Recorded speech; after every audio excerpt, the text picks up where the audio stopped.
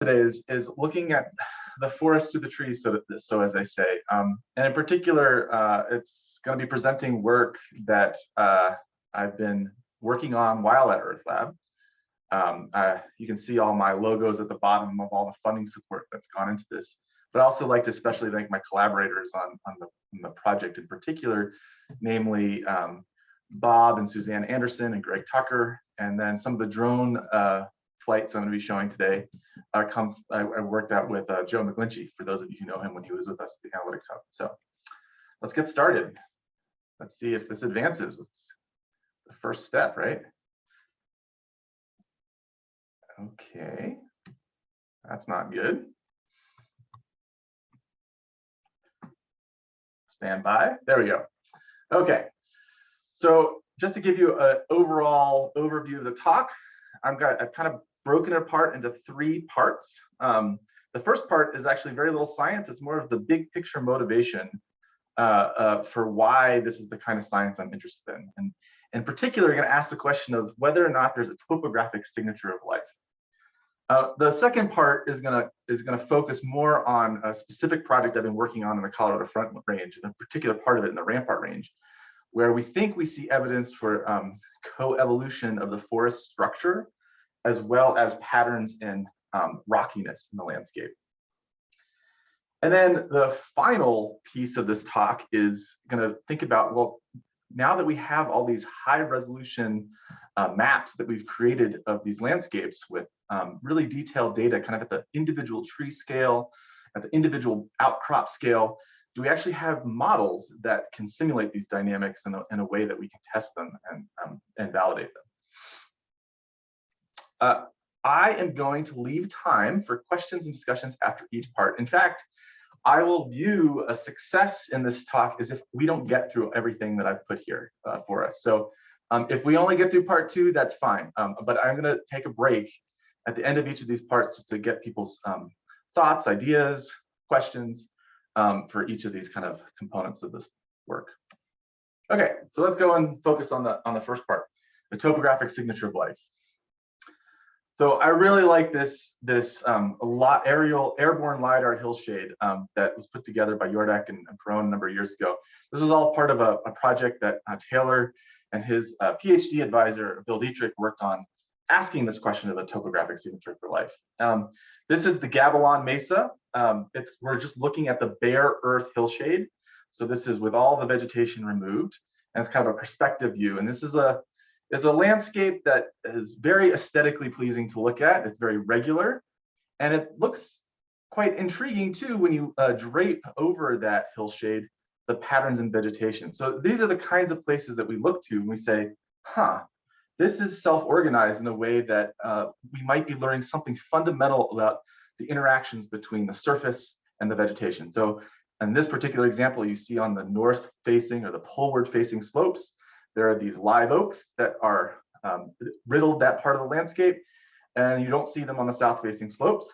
And you also see steeper and shorter hillsides on those north facing slopes and less channelization. So this kind of begs the question as to whether or not there's some co-evolution going on that we can make sense of. I'm going to pull for more examples from this nice paper by Dietrich and Perron in 2006. But one way to think about a topographic signature of life is to look at places where there's very little life. And so in this example pulled from their paper, they show a hill slope from the Atacama Desert and one from Mars. So both are hyper-arid environments. They did color the sky here for dramatic effect. And their point, it was pretty straightforward, was that, you know, if we look for a diagnostic landform to say that life was here, it might be quite challenging because we know that biotic and abiotic processes can produce the same kinds of morphologies. And so that's going to be a little bit challenging to work through. Now, what they suggested in that particular paper was that maybe the key is going to be looking at the relative frequencies of different kinds of topographic features. So that's what this little conceptual plot is. They're showing, you know, a hypothetical thing you measure and what the biotic distribution looks like versus the abiotic distribution. The other place you might look is, and it's maybe a little hard to see in this inset, but they're showing a very common plot we look at. It's kind of the landscape scale where we're plotting up slope on the y-axis on a log scale and drainage area on the x-axis. And they just are making the point here in these two sites that are in red that you see a different kind of scaling relationship, and you see a break in that scaling relationship in their site, the Gavilan Mesa site that has vegetation on it. So perhaps some of these emergent scales are going to reveal to us what a topographic signature of life might look like. And then finally, I pulled this other figure from Kornblit et al. In 2011, where they make the point that the places to look for two-way coupling between surface processes and biota are in the places where you have not too dynamic a system, but not too little dynamic a system. So you want disturbances because that means you can start generating feedbacks that can co-evolve with each other. So if you go to high disturbance levels, high sediment fluxes, likely the physical forcing is going to dominate the morphologies you see at the surface. And if you go to too stable of an environment, likely the biology is going to dictate the morphologies you observe. So maybe it's this sweet spot in disturbance level and sediment supply that actually dictates where you might expect to see the coevolution of say vegetation and surfaces. Now, another thing I'm going to talk about in today's talk is these things called geomorphic transport laws. And I just want to, it's something that we talk a lot about as geomorphologists, but is probably pretty foreign to other folks coming from different disciplines, which is, it was essentially laid out in this paper in 2003, where it's a mathematical statement derived from a physical principle or mechanism. And the keys are that it can be parameterized, tested, and applied. Now, for running our models over very long timescales, we can't put all the physics, chemistry, biology into those landscape evolution models. And so this is a way to kind of operationalize that. We still want it to be physically based, but we need a way to capture the essential physics in laws that we can actually apply over millions of years in some cases.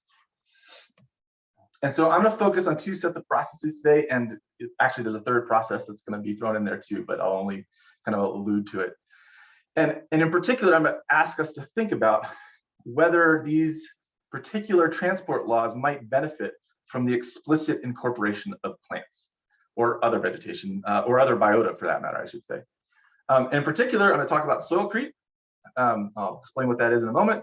I'm going to talk about soil production, and I'm going to be talking about soil in the most generous sense, not as a biologist or a soil scientist might talk about it, but for me, soil is going to be anything that's at the surface that's mobile and can move, be transported. And then this third one that I allude to in places is the transport laws for how rivers incise into the surface. So let's start with soil creep. So this is basically our transport law. It's a very common one that we use to think about landscapes that look like this. So this is a photograph I took out of my my brother's house on a hiking trail that goes out the back near Clayton, California. And this is kind of the quintessential creeping landscape. It has a form where we see that the hill slopes are convex. The slope increases downhill. In fact, it follows a very particular form. If we went in and took a high resolution survey, we'd see that many of these slopes form a parabola. And we can actually construct a model for how transport is occurring across the surface that makes sense of this morphology. So I've just plotted up here an X and a Z axis on this photograph, and it fundamentally roots down to combining conservation of mass with some sort of sediment flux law. And in particular, these kinds of landscapes, if we think about the whole surface lowering at some constant rate, we need the slopes to steepen downhill to compensate for the increased sediment flux, because at every point downhill, I am carrying all the stuff from uphill. And so this can be articulated in a pretty simple mathematical expression where the sediment flux equals some transport coefficient times the gradient in the topography. So this is an example of a GTL. Now, the important thing is it is physically based, so there's lots of articulation. There's alternative forms too that add some complexity to this kind of transport law. But one of the challenges is it buries all the goodies a lot of times like climate and biota into these coefficients that we then try to infer from some landscape where we can control, where we've measured the sediment flux and we've measured the topography carefully. The other transport law I'm going to talk a lot about, in particular, I'm going to talk about one mechanism for this transport law, but thinking about how we convert rock into mobile material or soil. And I just want to make the argument that the mechanism I'll be looking at is something that happens, we see it, both abroad and near. So like these two photographs, one here is taken from Taiwan, the upper panel, some of the fastest erosion rates in the world. And you can see the roots just peeling away the rock here, where we have a nice fresh surface. And then here's my buddy in grad school. We were climbing up in one of the drier landscapes we might see in the world in the San Jacinto Mountains. And you can see this lone tree exploiting a crack and seemingly able to persist in some of the most difficult environments for a plant. If I were a plant, it seems like it would be hard. And so they're going to think about two different alternative forms. The one form that is commonly used is to think that the soil production rate, so how quickly any process, in this case, we're going to think about roots converting rock into soil, is exponentially declines with increasing soil depth. So the idea is that as you get thicker and thicker soils, your frequency of disturbance at the soil bedrock interfaces goes down, and therefore your soil production rate goes down. Now, some have argued, in fact, all the way back to G.K. Gilbert in the early 1900s, that in fact, we don't think that at zero soil depth that you actually get very much soil production, because you need just a little bit of substrate to enhance the efficiency of soil production. So you need to store water there for a little while, you need wetting and drying. So if you just shed water and sediment very efficiently, then it's not going to be a very good place to produce new soil. And so these kinds of transport laws we refer to as humped soil production functions, because they have some optimum at a non-zero depth. Now, one of the challenges with both of these laws is that for a given erosion rate, it is actually very hard to simulate a heterogeneous soil mantle. You can do it with the humped soil production function. It's very hard to do with the exponential soil production, because once you evolve your hillside to steady state, you in fact lose all the soil and it becomes unstable. So you just get no soil at all. With the humped soil production function, you get this problem where once you produce a little bit of rock in the landscape, it stays there forever. So you never can get soil back onto that part of the landscape. So there's some clear limitations of applying these laws. And in fact, when we go and look at kind of the landscapes we might be interested in simulating and understanding, this is a photograph I took from Florissant Fossil Beds National Monument just the last year or so ago. This is characteristic of a lot of hillsides we see in Colorado. And the thing I want to just draw your attention to is it has elements of that creeping, diffusive look that we see in places. Like if you look at the ridge tops where it's soil mantled, but then you get rock that's popping out at all different scales. So sometimes it's very small, kind of meter and sub-meter scale outcrops to things that are starting to look more like a cliff emerging. And you see also this has been channelized a little bit too, so we can think about that third process as well. So I would argue that these are actually really good places to test our understanding, because these are the places where we should most easily break our transport laws. And so the example I'm going to show you in a few moments is my attempt to start breaking some of these transport laws in the Colorado Front Range.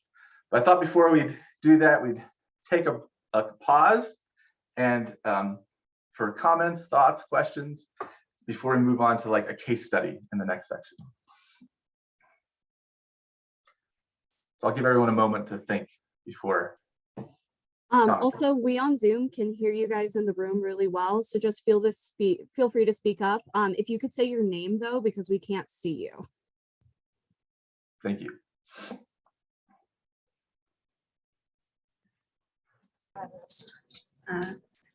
I don't know that this is a question exactly. This is also color, Matt.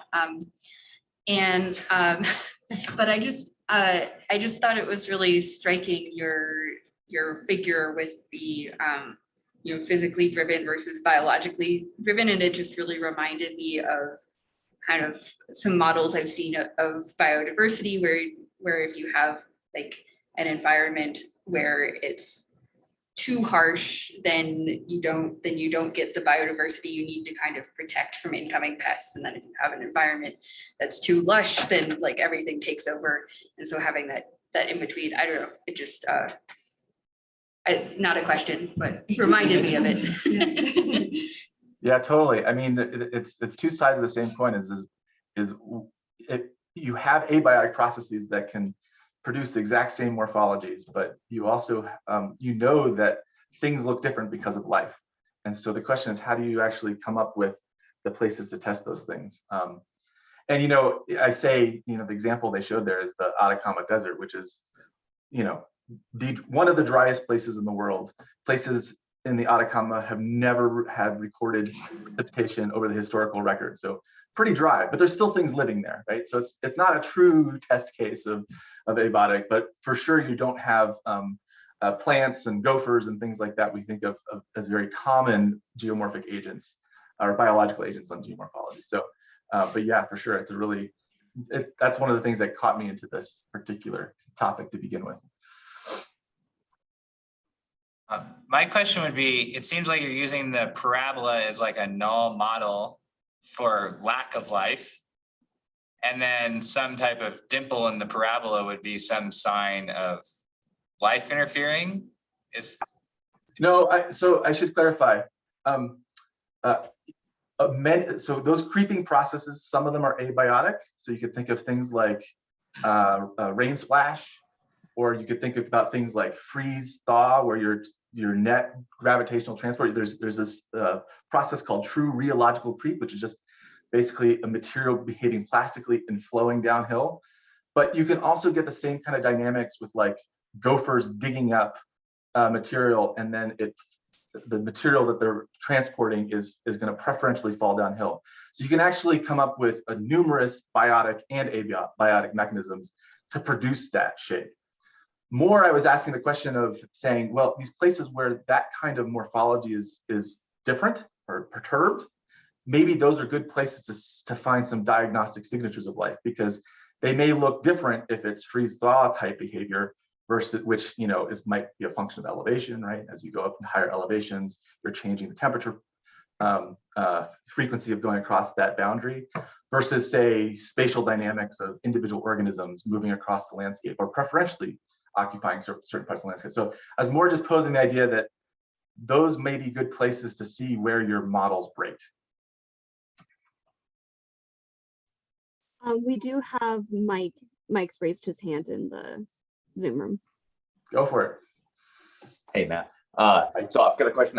Maybe it's sort of laying the foundation for a question once you start talking about the biotic influences here, and it's naive. So what is the influence of like the force of gravity on some of these? Like do you expect you know, more channeling or steeper slopes or on Mars versus on Earth versus on other say rocky planets? Yeah, good question. Right. So these are, you know, creeping processes are fundamentally driven by gravity. So now, one of the things I didn't show you is that these kind of creeping models fail when you get to really, really steep topography.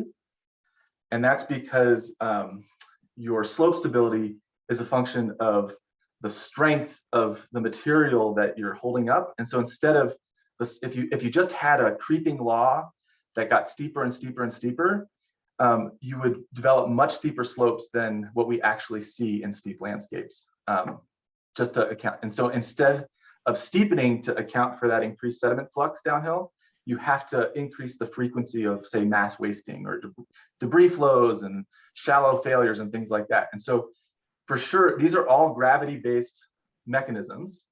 That's why they're slope dependent. So that's, and you know, gravity plays different role depending upon your, whether you're on the hillsides where you might have only the slope dependence versus say in channels where you also have say a discharge dependence, which is also fundamentally driven by gravity, but you now have an advective transport process that is more efficient. So gravity plays into all these mechanisms and is fundamentally why tall things fall down. right? I mean, that's at root, that's what this is. And we're trying to understand, can we learn from the morphology, the efficiency of those things falling down, right? So in the example of a bedrock tower, which I'm going to show an example in a moment, the reason why it's able to stand vertically and hold really steep slopes is because it's not individual grains that are you know, where the friction is between individual grains that are holding each other up, or roots holding the matrix up. Instead, you now have rock that is very cohesive, and so it can hold near vertical walls. That's something that's not true with granular materials. And so that's one of the things we're going to try to exploit in actually mapping rock. It's much more cohesive. Well, maybe I should move on, just because I do want to get to at least the part 2, because I think it will be in the wheelhouse of a lot of folks around here who have been thinking about how to map vegetation with various forms of remote sensing. So let's do that. Let's see if I can get my slides to advance again. All right, so this is going to be my specific example, which is looking at forest structure and bedrock exposure in the Rampart Range. And I put a question mark at the end because I think it is an open question, is, are these two processes, or I say two patterns that are coincident, or are they causal? And so that's an important question that we'll try to think through. The place I'm going to take you to is the Rampart Range. So we're just west of Colorado Springs. This is a Google Earth image looking to the south. So if you've ever seen Pikes Peak is in the same kind of rock unit. It's here on the horizon. And the thing I want to draw your eye to, this is part of the Front Range. It's a kind of a single patch of the Front Range that's bounded by rivers on either side, so that it's kind of its own discrete range. But in this particular mountain range, it's one of the classic places people have gone to look and identify this, what we call erosional surface. And all that means is that as you look from downstream to upstream, you'll notice that at the downstream sections of these rivers, especially in the adjacent hill slopes, it's much more rugged until you get up at higher elevations where your local relief goes way down. And we often interpret such things as being evidence that there's been some recent pulse of erosion that is propagating up into the landscape and hasn't fully propagated up into the landscape. But from my perspective, this becomes a really cool opportunity to sample across an erosional gradient, because we expect that the erosion rates in the downstream areas in the lower elevations are going to be higher because they've been recently incised into by the river network, and therefore the hill slopes are going to be eroding more quickly. So perhaps it's a good place to test again how our transport laws are working. It's also useful as a natural experiment because it's in this kind of relatively uniform granite, the Pikes Peak granite. You can see this geologic map where I've just highlighted the Pikes Peak granite. It is, controlling for rock strength and lithology is very hard because you also have fractures, but at least here you have relatively uniform fracturing in the batholiths. So to the best that we can do, we think that we're doing an apples to apples comparison as we go across these different erosional regimes. And because of this NSF project we have funded here, we have some high resolution topography where we're able to see this is a 1 meter LiDAR hillshade, a little snippet. I pulled the snippet out where Joe helped me go fly out the drone there as well. But you can see very quickly just by looking at the surface morphology, just looking at the hillshade. So this is like light shining over the topography. You can see that it's places it's smooth and places that it's rough. And in general, the places where it's rough are where these rocky outcrops are exposed. And I'm going to use this term as I talk about rockiness, and you can think of it as a very it's just a term. It's just to mean that these things, tors, are just isolated bedrock outcrops within a soil mantle, and so they can happen at all scales. So that could be, a 1 meter tor, or that could be a 50 meter tor. And so when I use that term, it just means an outcrop of rock that is surrounded by soil. And here is a nice perspective view, so of kind of 3 different related data sets of this little tor that I've snipped out from the LiDAR and the drone imagery. And the bottom panel here, you're seeing the 1 meter DEM, so the digital elevation model for the 75 by 75 meter snippet. And you can see this very tall rock body, this very tall tor. And then you can see the equivalent 20 centimeter digital surface model. Now, one big difference, right, when you're doing the drone photogrammetry is that you're now seeing whatever's on the top. You can't necessarily see the ground surface in places where there's a canopy. So, right, so now we're seeing the roughness associated with the canopy. And then I'm also showing the associated 4 centimeter orthomosaic draped on top. And all I'll say about these things is these tors occur at all different scales. If you looked kind of in that air photo even more broadly, you see that there's tors of all kinds of sizes popping out through the canopy, and that we like to think of these places as indicative of places where local erosion rates are exceeding the soil production rates, at least over some time scale that we may or may not know. So I'm going to ask the question of what drives patterns in rockiness. And the first one the first part of that question I'm going to ask is the orographic patterns. So why does it get rockier as you go to lower slopes? Well, I kind of already told you the main answer I have for that is that we are sampling across an erosional gradient. And so this plot that I'm showing is, I've mapped in red on the map all the 1 meter pixels that exceed a slope threshold. And I believe the slope threshold I used here was of order 38 degrees. Yes, it's 38 degrees that I used. And so the argument behind this was what I was explaining to you before, which is that we think that granular materials have a threshold slope associated with their friction angle, and that when we see things that are much steeper than that angle, we expect them to be something that's highly cohesive. In particular, in this case, we're thinking that that's rock. And so that's the rationale behind using this topographic proxy for rock. And the pattern you see in the mountain range, so I've just snipped out a bunch of the watersheds that all drain to the same base level in the northern part of the Rampart Range, is that you have a distribution of rock that's concentrated towards the lower elevations, but you have a distribution of elevations, so that's the black line, that are shifted to the higher elevations because of this erosional surface.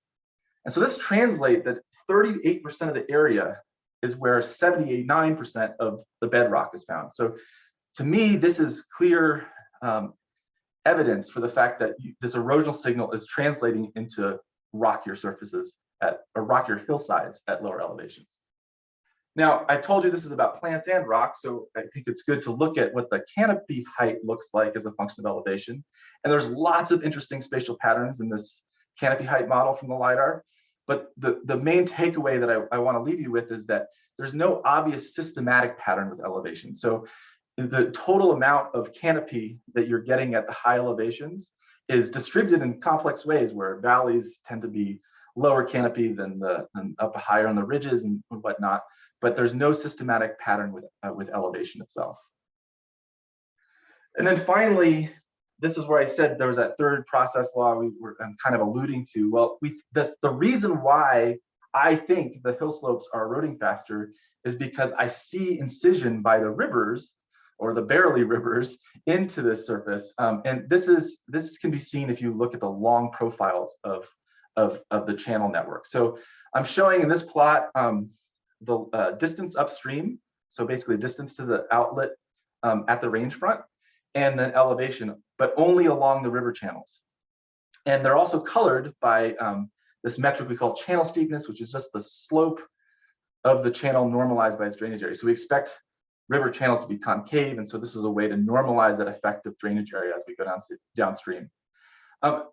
Unsurprisingly, you see incision of this erosional surface. That's why we selected this place to go. And for those of you who've looked at these kinds of profiles before, these are not very well adjusted channels. So we would like to think that these would have nice graded channels as we're thinking about kind of equilibrium sort of theory with river incision. These are not those kinds of channels. But nevertheless, we can see that incision signal translates to about 500 meters of base level fall. So imagine you have this erosional surface that we infer was continuous, and then we've dropped base level by around 500 meters, and now that signal is being propagated upstream into the channel network. And associated with that, the hill slopes adjacent to those river channels are now having to respond to the fact that they've had their base lowered as well. So this is all a long way to say that the main pattern in rockiness in this mountain range is caused by the fact that you have this transient signal of erosion. Higher erosion rates lead to rockier hillsides in the lower elevations. But you might want to ask the question of, well, what happens if I look at places that are kind of at the same topographic position? So in this case, I'm taking you to a place where we have this, what we call swath profile, but I've oriented it so that the north-facing hill slope is to the left and the south-facing hill slope is on the right. And they're both draining to, both hill slopes are draining to the same local base level, so the same river channel. So it's just a little snippet. And when I'm plotting on that kind of profile view, so there's the drone air photo in the second panel, but on the top panel, what I'm drawing is the topography from the LiDAR, the mean canopy height in dark green from the LiDAR, and the max canopy height from the LiDAR. So you can kind of get a feel for how the surface and the canopy height are varying as a function of position in this particular snippet of the landscape. If we do the same swath and we look at other things we might care about, so things like that rock index I used earlier for the kind of landscape scale analysis, you see that it's rockier on the south-facing hillside. In fact, it's much rockier on the south-facing hillside. And that, I put a couple different colors there. Those are just using different slope thresholds to identify where rock is and where it's not. This also corresponds to both the height and density of trees. So that's what the bottom panel is showing. It's just showing kind of classified canopy height. And then I've used kind of a local curvature-based method to identify the crowns. So the crowns are being plotted up as individual points on top of that canopy height model. And so what you see here is that in the south-facing slopes, you have, you're going from 8.2 to 12.2% rock, so you're getting slightly rockier, and you're getting, you're having both shorter trees and fewer trees. So so I have the tree density here. So you're going from 220 or so trees per hectare to 150 trees per hectare, and then the overall average canopy height is also so. This is the canopy height is averaging the effect of both the lower tree density and the shorter trees on the south-facing slopes. So we could ask the question of whether or not this is something that translates to the landscape scale, but we know that it's going to be hard to diagnose these patterns because of this first order signal with elevation on rockiness. And so the approach I took was to basically look at our two bands of erosional signals. So I had to look at the kind of high elevation, so that's that lower relief erosional surface, and then these more rugged parts of the landscape that are presumably eroding faster and that lie at lower elevation. So that's this red band.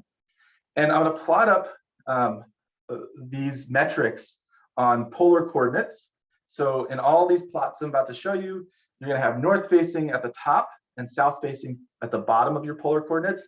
And the radius is telling you what fraction or whatever metric you're measuring, how far you are from the center tells you how big of a magnitude of that particular metric you have.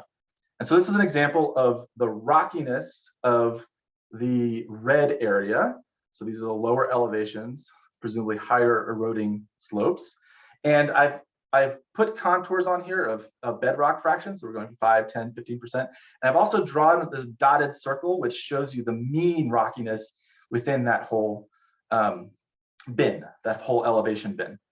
And so the way we can interpret these things is that when you see divots, that's telling you that you are relatively less than the average within that elevation band. And where you see bulges, you're relatively higher, right? In this case, it's rockier.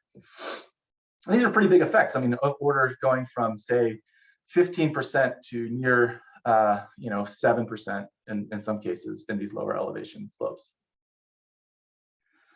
And if we do this, we can see just by doing this very simple separation of looking at the high elevation and the low elevation, which are responding to different base level, we see actually a pattern that's pretty robust, which is that in general, there is always more bedrock on the equator facing or the south facing hillsides, up to 50% to 80%, depending upon which elevation band you're in. Well, we could look at the same thing for the canopy structure as well. So if we look at the canopy structure, we can see that these are much more well-behaved polar plots in the sense that they make circles, but those circles are shifted. So we see the effective aspect here, which we should not be too surprised about on the kind of forest productivity. So the equator facing hillsides have, 77 to 83% less canopy or lower canopy. This is canopy height that I'm plotting up here, but we could do the same thing with tree density as well. We see the same patterns. And so this is suggestive that maybe we have a feedback between these two things that's robust. We just have to first remove that first order erosional signal. Okay, let's see where I am on time. I'm gonna give you a methodological interlude and then we'll talk. So this methodological interlude is basically, you might have some questions as to how I've actually mapped rock. And I told you that there's a good reason to use slope. We really like using topographic based proxies because we can relate them to something about the material properties, right? So we expect that granular materials shouldn't be steeper than the angle of repose, and that rock can be steeper than the angle of repose. Now the problem is we also have issues where just because rock can be steeper than the angle of repose, it can also be less steep than the angle of repose. So we're going to have issues with any of these kind of mapping proxies. So recently I've been trying to leverage the value of this kind of high resolution topography to say something, but to take more of an object oriented approach to these. So in this particular landscape, most of the rock is popping out as these tors that have a scale associated with them. And the slope threshold is getting us part of the way there, but it's not getting us all the way there. So we've been playing with basically hulling around where we exceed these slope thresholds, and then looking at where we, how tight we wrap a surface around those objects and see how that affects our accuracy of mapping rock. And just to give you an example, that same kind of poster child tour that I've been showing throughout, this is what you would get if you, in a binary classification. The top panel is the actual bedrock. The middle panel is if we just use the kind of the best slope threshold. And then this concave hull approach that I've been using is giving us a more smooth observation of where the rock is. And we actually do see marked improvements in our mapping accuracy, but it's of order like 5 to 10% in the accuracy metrics that we're using. So this is the kind of thing that would be actually really great to talk to people who have been maybe thinking about this even more deeply than I have, in terms of how to best map objects of any kind, but in particular, we're thinking about rock. All right, so I'm gonna stop there, and we may not get to the modeling part, but that's okay. I'll show you one figure in the modeling part after we leave some time for questions now.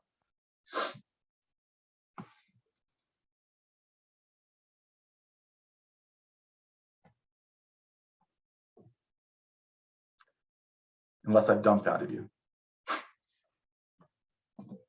Kelsey might be running to unmute the, Oh. the in-person. Fair enough.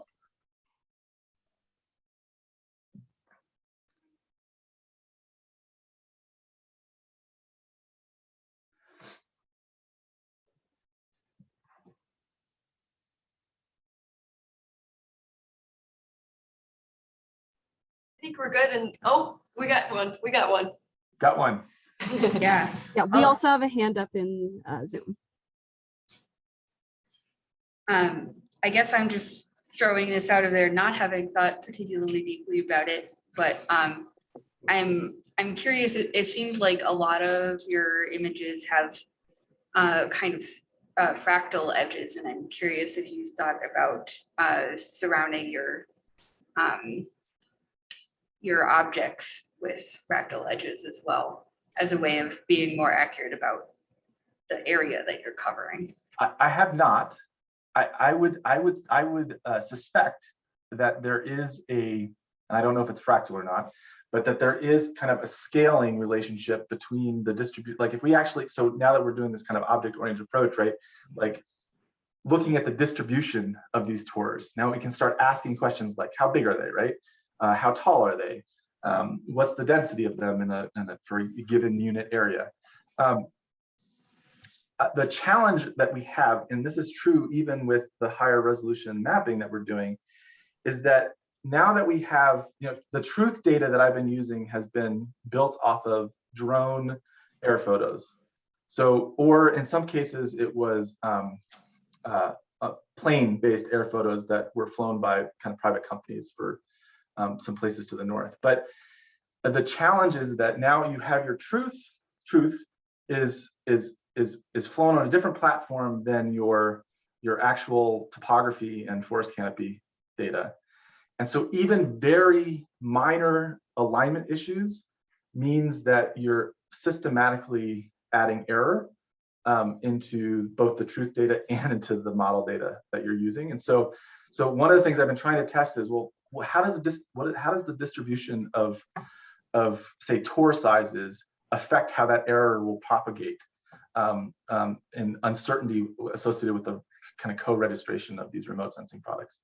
And so I'd be careful, I guess, about doing too much fancy with the detailed edges of these things, because we're still pretty coarse. Like, for a lot of these mapping efforts, what I've done is I map at a much higher resolution, and then I degrade it back down to the LiDAR resolution so that I can get something that's usable at the right scale. But it would be an interesting thing to try for sure. It sounds like it looks like there's a hand up from Amy. Yeah, hi. I was just curious what program or tool you use to plot your directional data, because they look really nice. So I have to say I use a lot of different tools. I think that I used for that, and I have to apologize for this, I still have some of my workflow in MATLAB. So I think I actually use MATLAB. Okay. But most of the other stuff that I do is in Python. But Okay. I was trained in MATLAB, and so Yeah. I can find those packages for sure. Cool. But yeah, that's where I did those plots. Thank you. Any other questions, thoughts? I have a quick one. Have you looked into the constructal law? It's Adrian Bejan. Okay. I think he would have some expected distributions for your tours as the thing that gets left behind after a transport network is built. Okay. So he's all like pure transport networks. Okay. Some of his expectations leave these circular elements, and there's this theoretical distribution of what those remaining circular. And are those? I'm just curious. Do those tend to be fractal, or do they tend not to be? The whole thing is based on fractal thinking, but these are circles, so they're like the circles before the network penetrates it. So they form circles, but then the size of circles follow a fractal scaling relationship as you go up, but they have to intersect each other. So you have like two large, and then a small one will go in between it.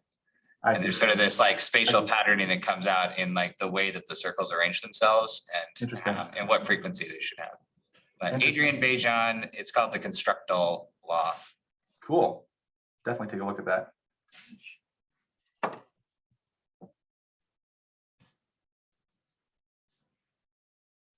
Any other comments, concerns, questions? Mike? Yeah, I'm wondering if you could talk a little bit more about the canopy height effect and whether that's a consequence of the density and like, competition for light in those trees in the denser forest growing taller, or if it's, and I guess also how that feeds back to the topography and to some of those other transport laws that you were talking about. Yeah, no, great question. So I don't know what is the right resource to be thinking about for them competing. I mean, one could be light, which has certain sorts of expected relationships, light as a resource, right? So, but the thing is that we know that these are undersaturated hillsides, right? So it's likely, I mean, my inference is that it's got to be some maybe substrate limitation. It may be water limitation, right? It may be, so these south-facing hillsides are rockier, which means they're less water retentive. They're also facing equator, so they have more intense solar insolation. So you can imagine all those things are playing into making them less moisture effective. But there's a potential feedback, because if you can shed more water, then the little water holding capacity you have has now been reduced because you've built a rockier landscape. Now, the thing you didn't ask me is, what does the modern forest have anything to do with these rocky tors that form, we think, over millions of years potentially, right? And so, so any argument that I would come up with for why the density is going down, I'd have to say it's an environmental control that's persistent across changes in the actual forest ecosystem. So if it's like if it's a water limitation or a water efficiency limitation, we might expect that to persist regardless of the ecosystem that's occupied, as long as it didn't like go from like forest to grassland, or right as we go to a very different ecosystem. So I need to be able to imagine what those would be in order to explain how the two systems would interact. Does that make sense? Yeah, I think so. Thanks. Okay, well, I will see. Let's see what time it is. All right, I will very quickly just show you a set of numerical models that we're starting to build, two different varieties.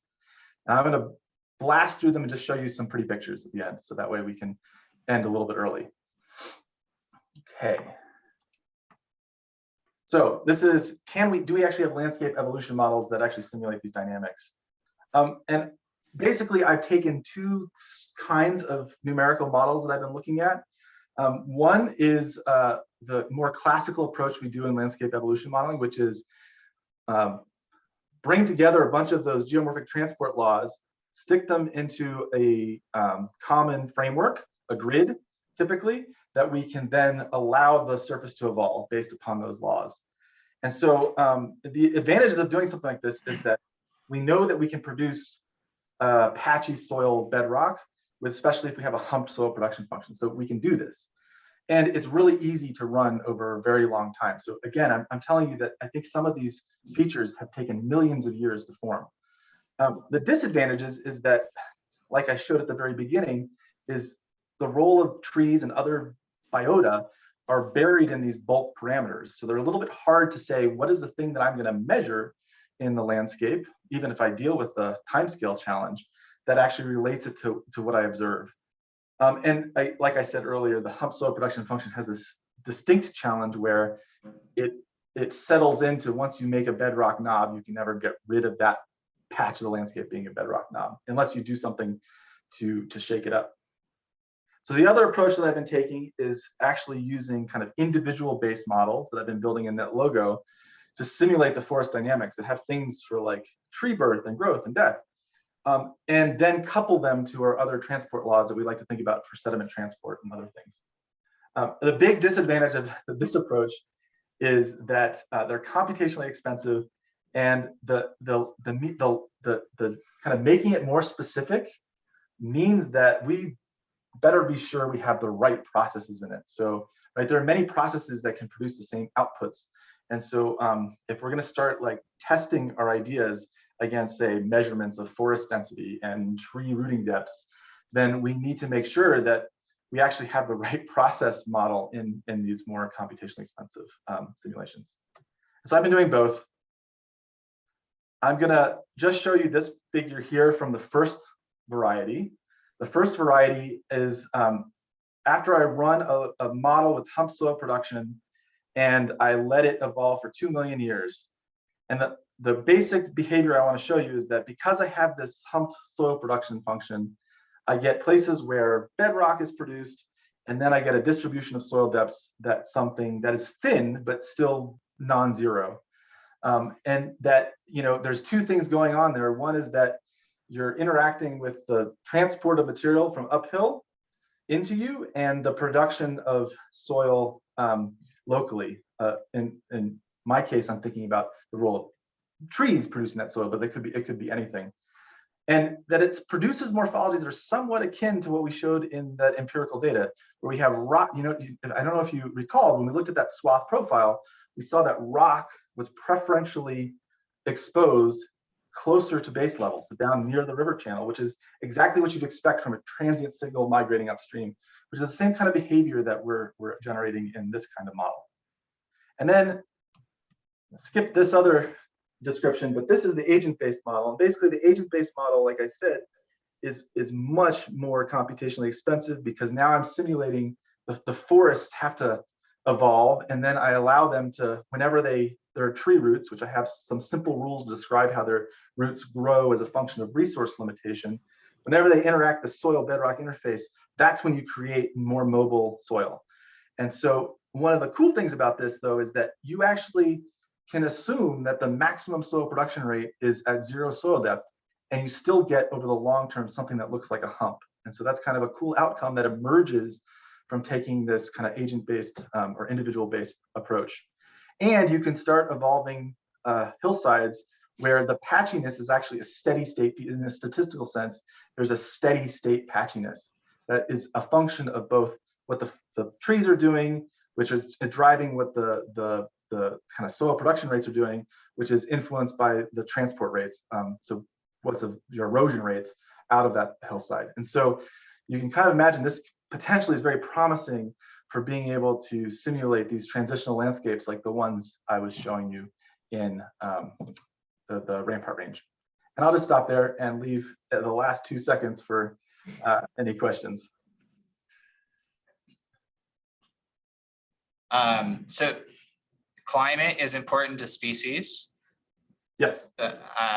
And it seems like it might be an important player here. One of my favorite raft trips is on the San Juan going down into Globe. And this is like a 5-day trip. And on day 2, you see one saguaro cactus clinging to this cliff on a southly facing slope where it like has found one place that's warm enough to keep alive. And then day 2, you see this string of 10 of them. And then on day 3, you have made it to like a pretty small forest. And by day 4, the entire landscape is covered with saguaros. And so I think you know, to some degree, your north facing or your south facing slopes with rocks are providing a unique hot environment for some of these trees. And so it seems like climate's important. So I guess I'm just thinking about when you're modeling it at the end, that even more than dispersal, climate might be a key player. Yeah, totally. No, and so I mean, fundamentally, the contrast in the soil production rates that I'm trying to simulate is the idea that there's some sort of biomass that can be supported that responds to the north facing versus south facing slopes. So the way you would deal with it in this model is I haven't, like with this particular model I'm showing, I haven't actually set up that contrast between the ultimate forcing, which you're right, which is insulation is the ultimate forcing on that behavior that I expect to be true. But what I could do is I could change how the kind of the resources limitations are I could change the parameters that set resource limitations for the entire system such that you could simulate those climatic effects. So right now it has the elements of the individual competition for resources, and that helps you get the kind of forest density right for a given forcing, but then you could also change the mean states in order to deal with other signals like water limitation and solar insolation, whatever you think is the driving, say, climate variable that you want to go after.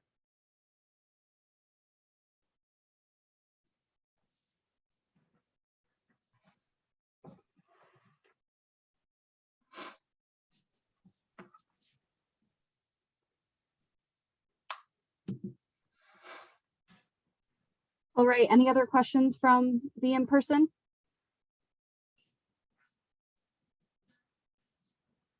Okay, sounds good.